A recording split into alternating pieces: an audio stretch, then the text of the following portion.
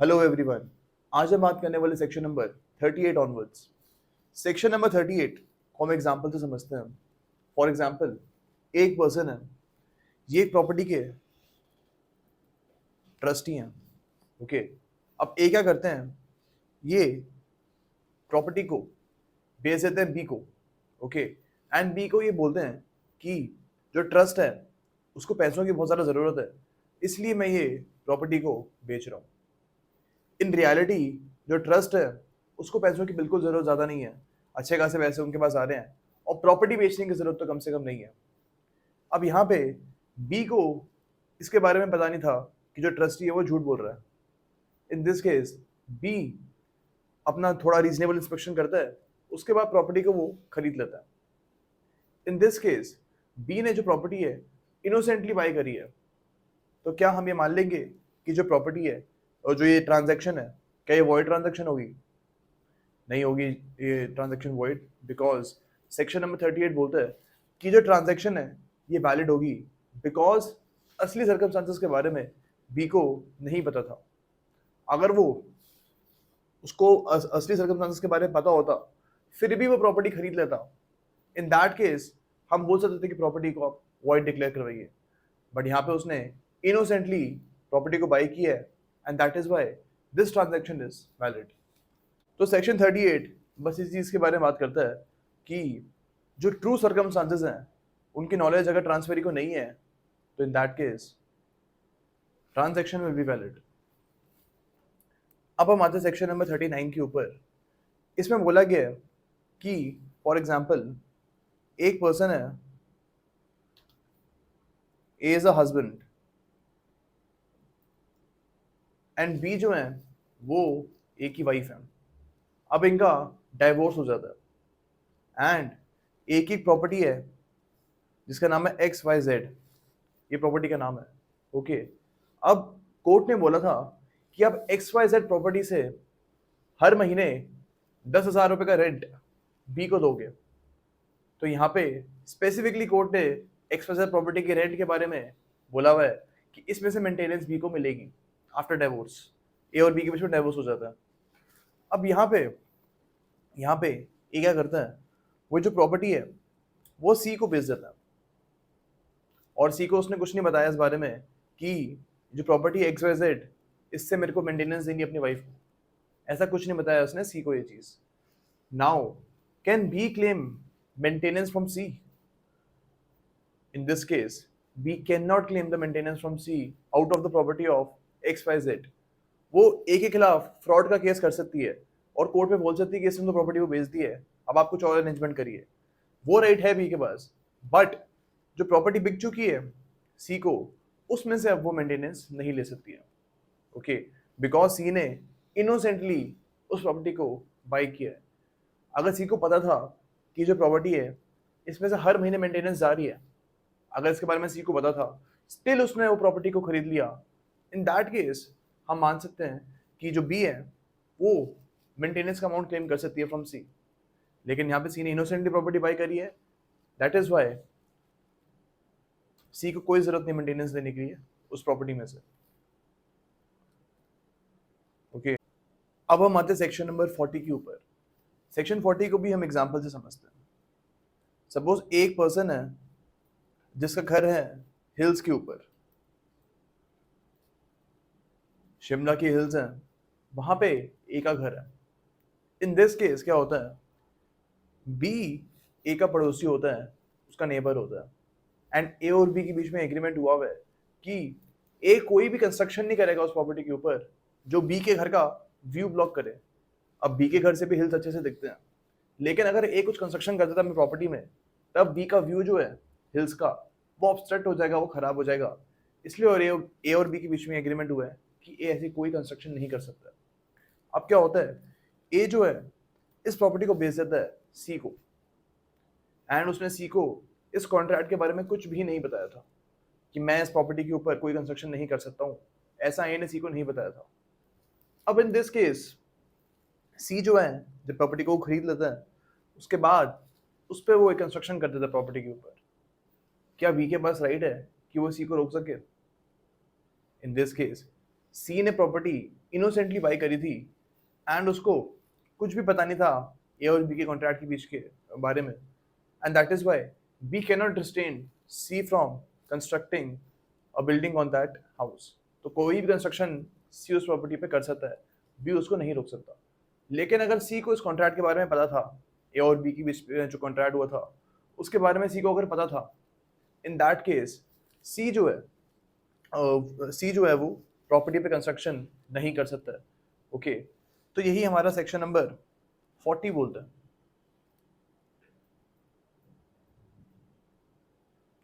ये जो कॉन्सेप्ट्स हैं हमको यही चीज़ याद रखनी है। मैं ये जो एक सेक्शंस हैं इनको पहले से ही घर से पढ़ के आता हूँ एंड इसका होमवर्क में पहले ही करके आता हूँ, इसलिए मैं आपको इसका एसेंस अच्छे से बता देता हूँ एंड आपको ये एसेंस ही याद रखना है। मैं ये बार बार बोलता रहता हूँ बिकॉज प्रीलिम्स आई नो कैसे निकलता है, ऐसे ही निकलता है। अगर आपको कॉन्सेप्ट याद है एंड उसका एप्लीकेशन आप जाके एग्जाम में कर पा रहे हो, then nobody can stop you from clearing the prelims. Okay, तो जैसे जैसे मैं आपको पढ़ा रहा हूँ बस आप उनके नोट्स बनाते रहो एंड एग्जाम से जस्ट पहले सारे एग्जाम्पल्स को आप रीड कर लेना और ये कॉन्सेप्ट्स को आप समझ लेना। ओके, सो अब हम आते हैं सेक्शन नंबर 41 के ऊपर। इसमें बात करी गई है ट्रांसफर बाय ऑस्टेंसिबल ओनर। अब एक ऑस्टेंसिबल ओनर होता कौन है? ये एक वो पर्सन होता है जो वैसे तो प्रॉपर्टी का ओनर नहीं होता है, लेकिन स्टिल ऐसे सर्कमस्टांसेस एग्जिस्ट कर रहे होते हैं जिससे लगे कि ये पर्सन ही प्रॉपर्टी का ओनर है। फॉर एग्जाम्पल एक ए जो है ये प्रॉपर्टी का ओनर है। अब ए ने क्या किया हुआ है, ए ने प्रॉपर्टी के ऊपर अपनी मदर को रखा हुआ है, यानी प्रॉपर्टी में बी की ए की जो मदर है बी वो रहती हैं। ओके, एंड सारे सर्कमस्टांसेस इसी तरफ पॉइंट करते हैं कि बी ही प्रॉपर्टी की ओनर है। तो कोई भी इस प्रॉपर्टी में अंदर आएगा तुमको यही लगेगा कि B is owner of the property. अब यहाँ पे कभी सर्कमस्टांस ऐसा आता है कि बी इस प्रॉपर्टी को बेच देती हैं और घर के जो पेपर थे वो प्रॉपर्टी के अंदर ही पड़े हुए थे एंड बी को उनको एक्सेस करने का राइट था। ओके, इसलिए क्या करती हैं बी प्रॉपर्टी को बेच देती हैं। अब यहाँ पे सपोज सी को प्रॉपर्टी बेची गई है, now is this sale valid? जो सेल है ये वैलिड होगी इवन दो ओनर जो ए हैं उन्होंने प्रॉपर्टी को नहीं बेचा, स्टिल इस प्रॉपर्टी को हम मानेंगे कि ये वैलिड है, ये ट्रांजैक्शन को मानेंगे कि वैलिड है because be here is the ostensible owner. Circumstances यही पॉइंट कर रहे थे कि बी ही ओनर है, तो हम यहाँ पे मान लेंगे कि B is the ostensible owner and उनके पास एक राइट आ जाएगा प्रॉपर्टी को बेचने का। एंड आगे जाके ये नहीं बोल सकता है कि जो प्रॉपर्टी जो ट्रांजैक्शन है ये वैलिड नहीं है, ये वॉइड है, ऐसा ये नहीं बोल सकता। ओके, तो यही हमारा सेक्शन 41 बोलता है। अब हम आते हैं सेक्शन नंबर 42 के ऊपर। इसमें बात करी गई है एक सिंपल सर्कमस्टांस के बारे में। फॉर एग्जाम्पल एक पर्सन है, ये बी को प्रॉपर्टी बेचते हैं, लेकिन वो बोलते हैं आगे कोई सर्कमस्टांस आएगा ऐसा तो फिर मैं इस ट्रांजैक्शन को वॉइड डिक्लेयर कर दूंगा। ऐसा ये पहले ही बता देता है बी को। सपोज ये बोलता है कि अगर 10 जून को इंडिया पाकिस्तान से मैच अगर हार जाती है फॉर एग्जांपल, तो ये जो प्रॉपर्टी आपको मैंने ट्रांसफर करी है इसकी कोई वैलिडिटी नहीं होगी, ये ट्रांजैक्शन को हम वॉइड डिक्लेयर करवा देंगे इन दैट केस। अब सपोज 10 जून को इंडिया हार जाती है, अब in this case can A demand the property back from B? यहाँ पे ए प्रॉपर्टी वापस मांग सकते हैं क्योंकि उन्होंने प्रॉपर्टी को बेच से टाइम ये चीज बोल दी थी कि इंडिया हारेगी तो मैं प्रॉपर्टी को वापस ले लूंगा, एंड इसलिए इन दिस केस दिस ट्रांजैक्शन जो है उसको वॉइड डिक्लेयर करवा देंगे और प्रॉपर्टी वापस आ जाएगी ए के पास। ओके,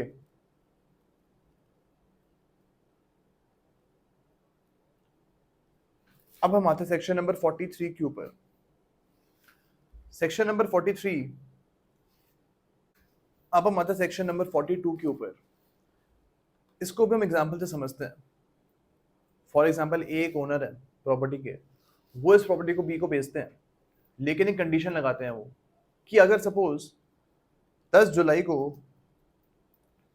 इंडिया पाकिस्तान का मैच है और उसमें अगर इंडिया हार जाती है तो ये जो आपको मैंने प्रॉपर्टी बेची है, इस ट्रांजैक्शन को हम रिवोक कर देंगे और प्रॉपर्टी वापस मेरे पास आ जाएगी। इसी कंडीशन के साथ उसने प्रॉपर्टी बेची थी बी को। अब 10 जुलाई जब आती है, उस टाइम इंडिया पाकिस्तान से हार जाती है मैच, फॉर एग्जाम्पल। ऐसा होना नहीं चाहिए कभी, बट स्टिल ओके। अब इन दिस केस क्या ए और बी के बीच में जो ट्रांजैक्शन हुई थी वो रिवोक हो सकती है? सेक्शन नंबर 42 ये बोलता है कि जो प्रॉपर्टी है, बिल्कुल जो ट्रांजैक्शन है, ये बिल्कुल रिवोक हो सकती है एंड प्रॉपर्टी वापस चली जाएगी ए के पास, बिकॉज उसने इंडिया पाकिस्तान वाली जो कंडीशन है पहले ही बी को बता दी थी एंड अभी जो कंडीशन है उसको आपको फॉलो करना पड़ेगा। अब हम आते सेक्शन नंबर 43 के ऊपर। ये भी एक बहुत इंपॉर्टेंट सर्कमस्टांस के बारे में बात करता है। ओके, प्रीलिम्स में इसमें से क्वेश्चन बन जाते हैं। आपको मैं बताता हूँ ये क्या बोलता है। फॉर एग्जाम्पल एक पर्सन है, ओके, अब इसके जो पापा हैं बी, वो काफी रिच है। ओके, अब सबको ये लगता है कि ए भी रिच होगा, ए के पास भी बहुत प्रॉपर्टी होगी। ए का एक अपने फ्रेंड के साथ ट्रांजैक्शन करता है और बोलता है कि मैं आपको एक प्रॉपर्टी जिसका नाम है XYZ, ये प्रॉपर्टी आपको मैं बेच देता हूँ। ए ये बोलता है सी को। ओके, अब यहाँ पे क्या होता है, जो प्रॉपर्टी है वो एक्चुअली ए के नाम पे नहीं होती है, उसके फादर बी के नाम पे होती है। ओके, और इस प्रॉपर्टी को बेचने की जो ट्रांजैक्शन है वो ए सी कर लेते हैं एंड ए को सारे पैसे मिल जाते हैं। अब इन दिस केस ऑब्वियसली इस ट्रांजैक्शन को हम इफेक्ट में लेके नहीं आ सकते हैं, बिकॉज ए के पास राइट ही नहीं था बेचने का। उसको बेचने का राइट उसके फादर बी के पास था, और हम बी को फोर्स नहीं कर सकते हैं कि प्रॉपर्टी आप सी को बेचिए। ओके, तो ये चीज़ तो हमको क्लियर है। बट आगे जाके क्या होता है, बी की डेथ हो जाती है एंड जो प्रॉपर्टी है वो अब ए के नाम पे आ चुकी है, ए के नाम पे हो जाती है। In this case can C ask A to transfer the property to him. Section number 43 बोलता है कि सी ऐसा बिल्कुल कर सकता है एंड जब प्रॉपर्टी ए के नाम पे हो जाएगी उस टाइम पे ए को बोला जा सकता है कि इस प्रॉपर्टी को आप बेच दो सी को। ओके, पहले तो उसको हम ये नहीं बोल सकते थे, लेकिन जब उसके नाम पे प्रॉपर्टी हो गई है तब हम उसको बोल सकते हैं कि प्रॉपर्टी आप सी को बेचिए। तो यही सेक्शन नंबर 43 हमें बोलता है।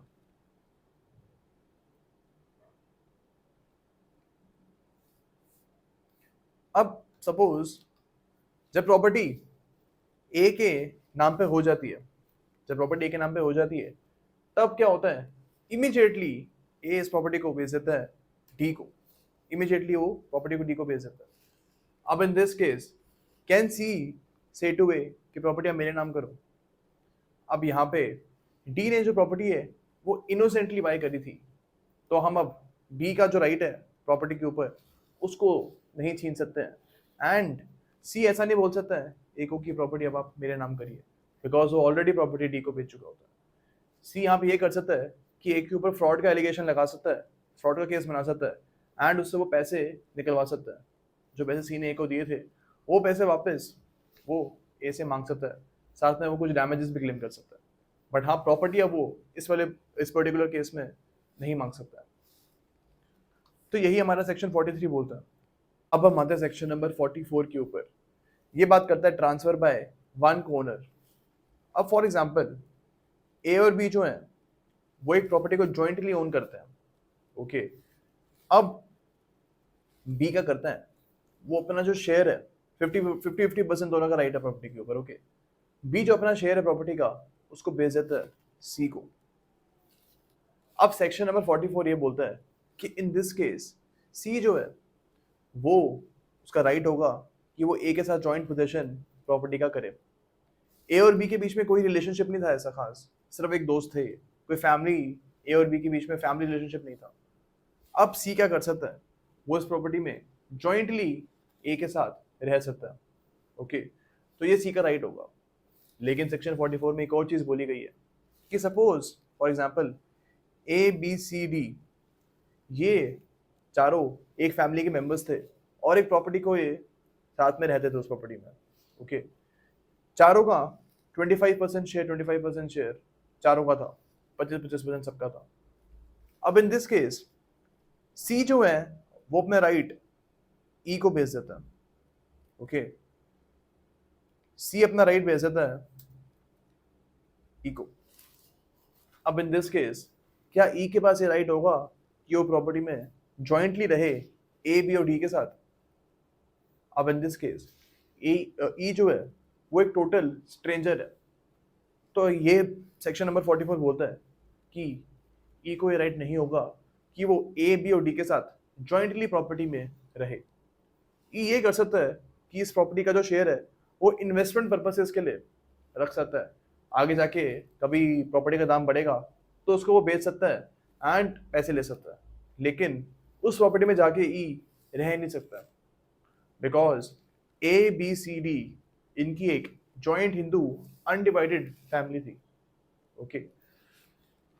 या और कोई भी अनडिवाइडेड फैमिली होगी किसी भी रिलीजन की, in that case as well आप अगर कोई भी बंदा उसमें शेयर बेचता है तो कोई भी स्ट्रेंजर उस घर में आके रह नहीं सकता, ओके।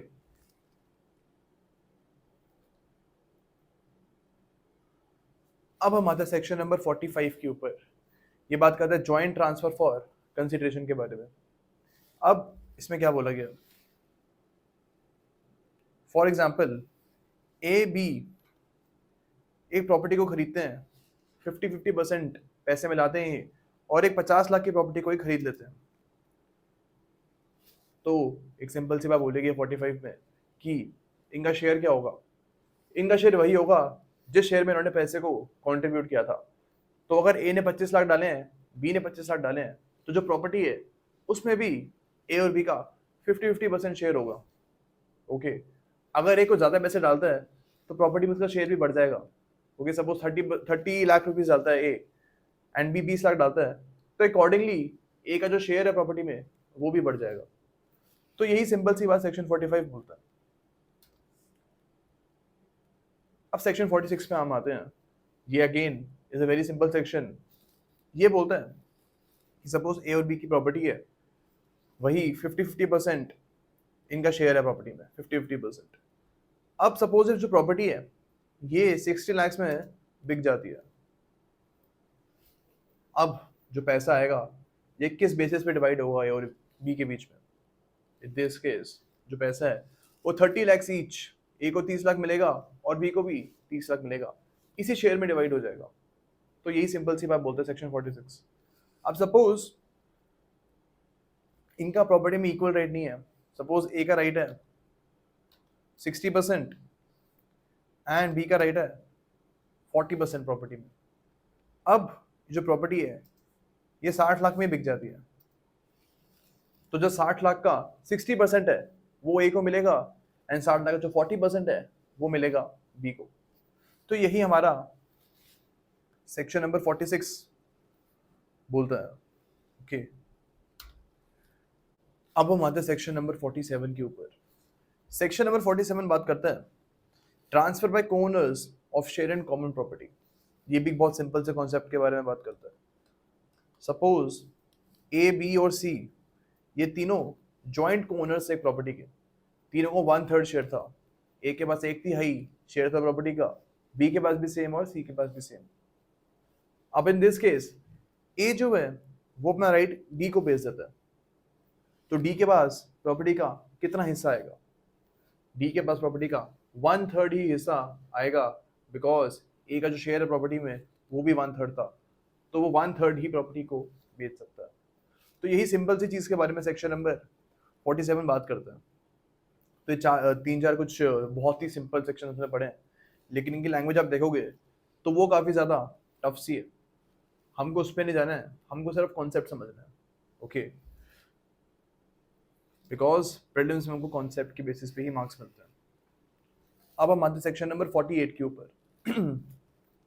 सेक्शन नंबर 48 बात करता है priority of rights created by transfer. अब सपोज